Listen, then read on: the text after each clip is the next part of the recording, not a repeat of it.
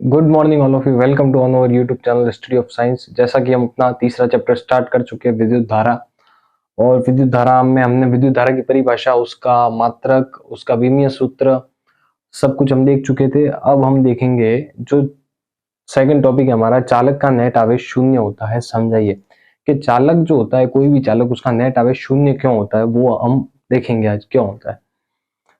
तो सबसे पहले तो ये एक बार देख लेते हैं हम कि क्यों होता है। किसी चालक में खींची गई काल्पनिक रेखा के बाईं ओर से दाईं ओर तथा दाईं ओर से बाईं ओर समान प्रकृति के आवेश समान मात्रा में समान समय अंतराल में प्रवाहित हो तो नेट आवेश शून्य होगा, अर्थात चालक में धारा प्रवाहित नहीं होगी। यानी माना हमने ये कोई एक चालक है,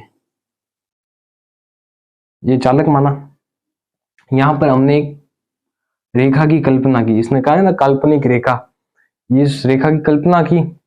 तो किसी भी चालक में काल्पनिक खींची गई काल्पनिक रेखा, रेखा के बाईं ओर से दाईं ओर, बाईं ओर से दाईं ओर तथा दाईं ओर से बाईं ओर,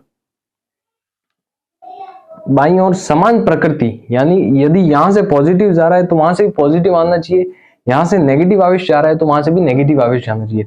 समान प्रकृति के आवेश समान मात्रा में, यहां से अगर जितने आवेश गए, जैसे यहां से हमने माना कि यहां से 6 आवेश गए, तो आने भी 6 आवेश ही चाहिए।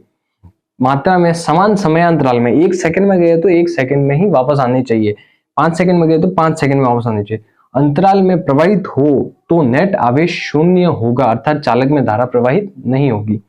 यानी किसी भी चालक में जब समान प्रकृति के आवेश दाईं ओर से बाईं ओर तथा बाईं ओर से दाईं ओर समान मात्रा में समान समय अंतराल में यदि प्रवाहित होंगे तो चालक में धारा प्रवाहित नहीं होगी, यानी चालक का नेट आवेश शून्य होगा। अब धारा प्रवाहित कब होती है? जब धारा कंटिन्यूसली एक ओर बह रही होती है।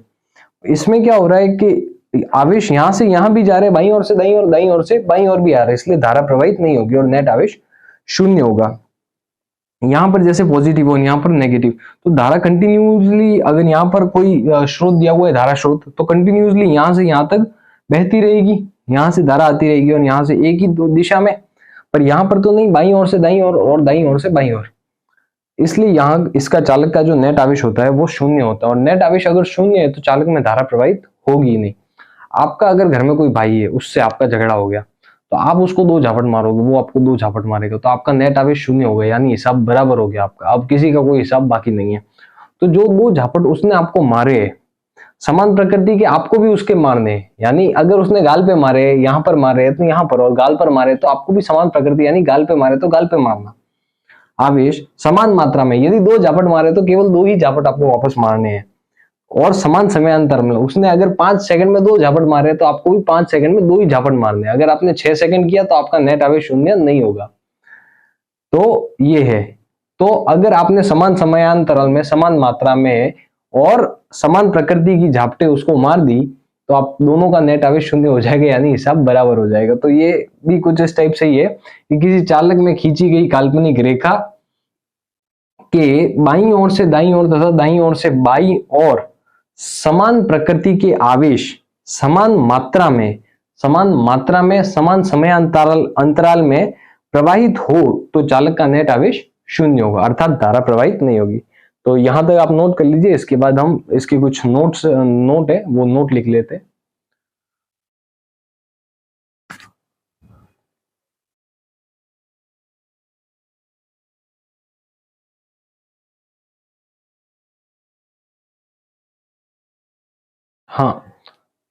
हाँ, तो इसमें ये नोट आप लिख लेना, दोनों नोट बहुत इंपॉर्टेंट है कि चालक पर विभवांतर आरोपित नहीं होने से उसमें उपस्थित मुक्त इलेक्ट्रॉन यादृच्छिक गति करते हैं।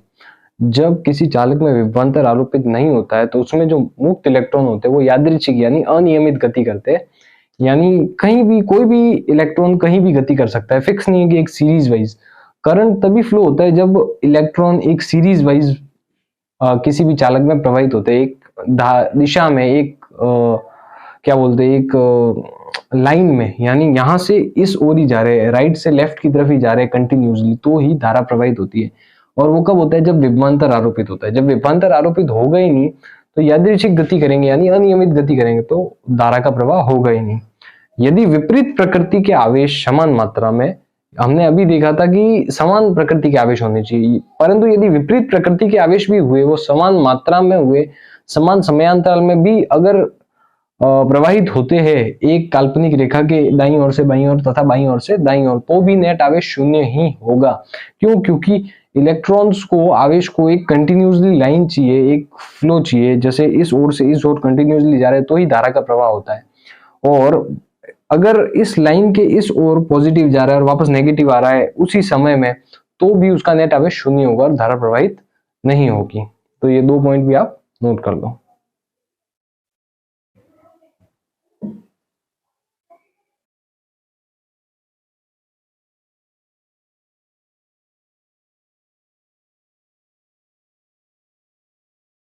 हाँ, तो अब हमारा नेक्स्ट टॉपिक है चालक का नेट आवेश शून्य, हमने पता कर लिया है। उसके बाद जो हमारा नेक्स्ट टॉपिक है वो है धारा घनत्व।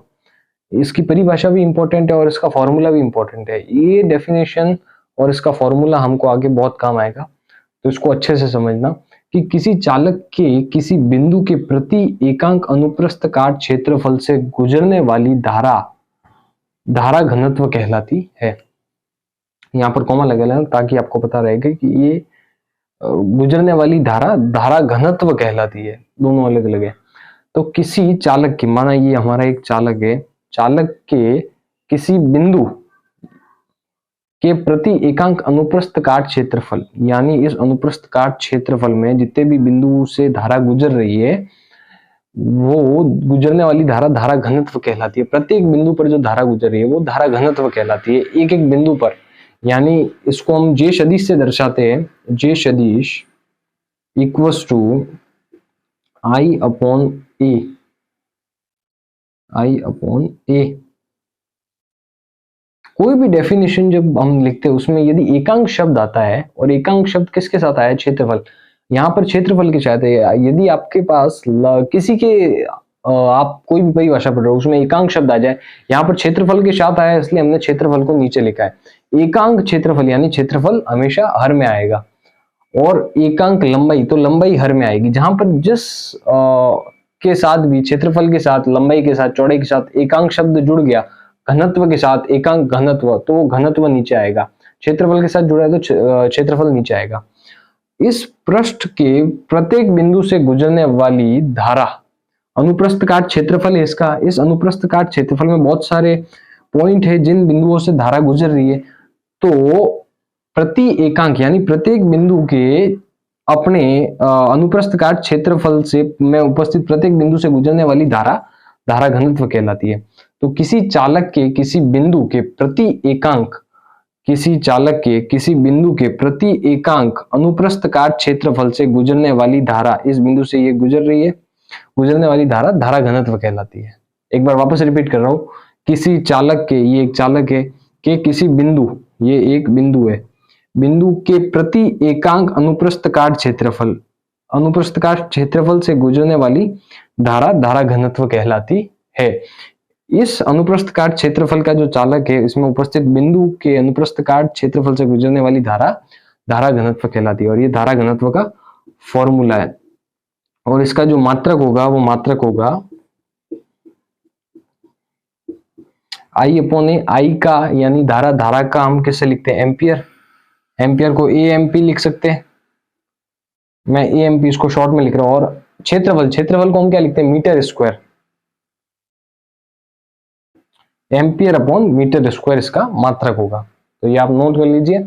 आज की हमारी क्लास यहीं खत्म होती है।